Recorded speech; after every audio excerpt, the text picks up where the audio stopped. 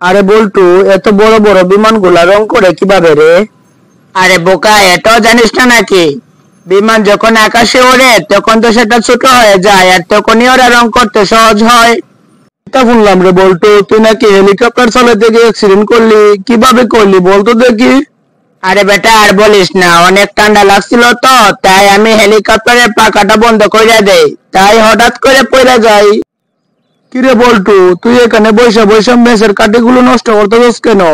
2 টাকা দামের একটা মেসের কাঠি, সবগুলোই কাঠি নষ্ট করে দিলি, একটু তো জ্বালাতে পারলি না। যাই হোক, একটা জ্বলছিল তা আবার পকেটের ভিতরে ভরে ফেললি।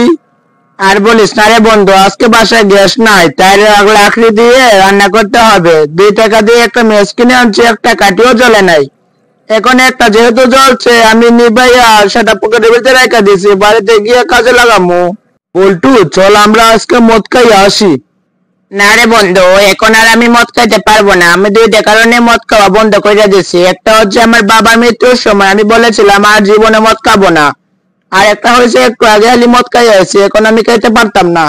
আচ্ছা দোস্ত, তোদের বাড়ির তাল গাছটা আমার দিস তো, আমি ওটা দিয়ে লাকড়ি বানাবো। না রে দোস্ত, এটা দিতে পারবো না, কারণ এটা আমি খুব যত্ন করে রেখে দিয়েছি মিসওয়াক বানানোর জন্য।